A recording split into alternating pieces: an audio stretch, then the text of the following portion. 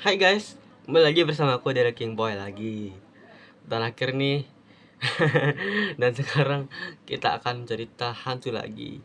Oke, ngomong-ngomong, udah lama kita nggak ketemu ya. Aku juga udah lama ngonten, jadi nggak ada yang request. Jadi ku ngonten hantu itu tunggu requestan dari kalian aja. Dan hari ini ada requestan dari Budi lagi, yaitu Budi Hanto, teman sekelasku. Oke, dia request tentang hantu anomali kan. Jadi anomali ini suka mencari orang yang belum makan. Penasaran bagaimana ceritanya? Langsung saja tanpa banyak basa-basi akan kuceritakan dari awal sampai akhir. Ini dia.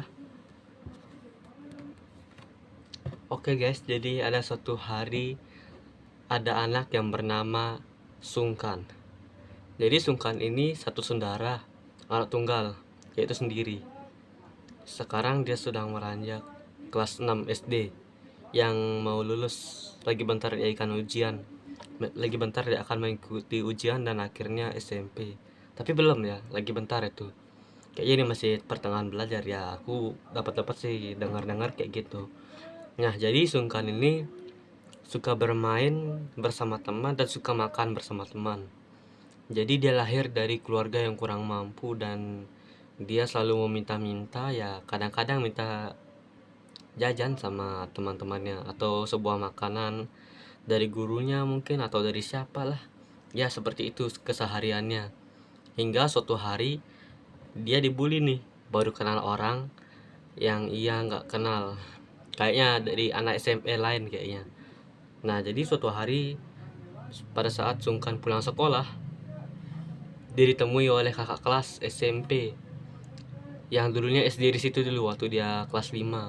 Nah, emang kakak kelas itu dari dulu udah tidak menyukai Sungkan dan ia selalu membuli dan mengejek keluarga kurang mampu dan tidak bisa membeli makanan sendiri.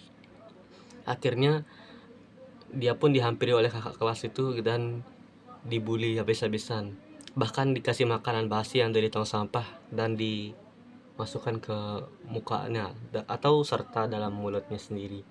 Dan akhirnya dipaksa makan dan tak disadari bahwa makanan itu telah beracun dan dilarikan oleh anjing rabies yang baru saja dimakan dan diludah-ludahi. Dan pada akhir itu keesokan harinya Sungkan pun meninggal dunia.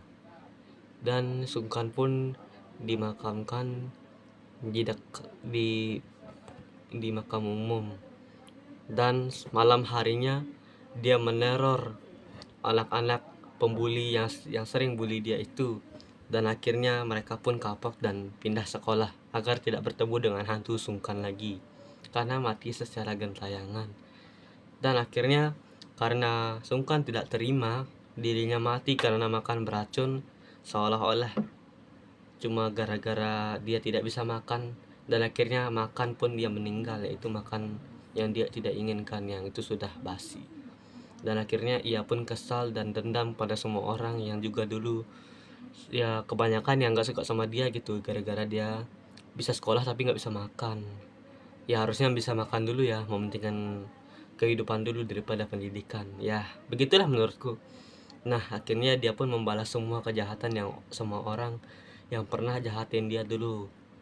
Dan akhirnya dia pun selalu menjadi jahat dan keterusan untuk membalas dendam. Bahkan tidak sama orang yang jahat, bahkan orang yang tidak dikenal yang sedang jalan, yaitu berkata sendiri, yang berkata, aduh lapar banget, seolah-olah kelaparan.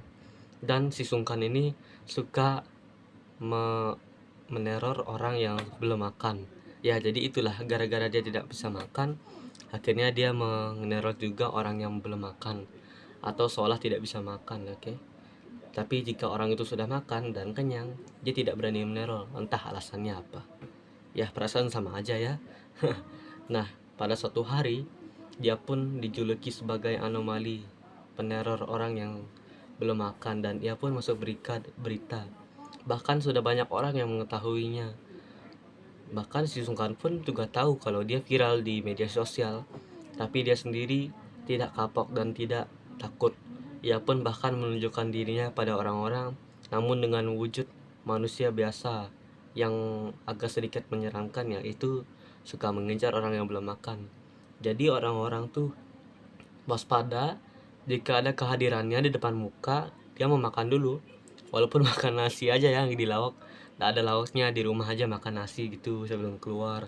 Misalnya jalan-jalan kek atau sekolah, bisa aja dia ketemu sama si sungkan itu. Nah, pada suatu hari, karena si sungkan ini sudah viral di media sosial, banyak orang yang tidak mengetahuinya atau tidak tahu sungkan itu namanya siapa. Kan dia suka hantuin orang yang belum makan, dan akhirnya dia dijuluki sebagai anomali kan. Oke, seperti itulah akhir dari cerita anomali kan. Ya, terus begitu. Untuk tempatnya aku kurang tahu, intinya ada di sekitaran,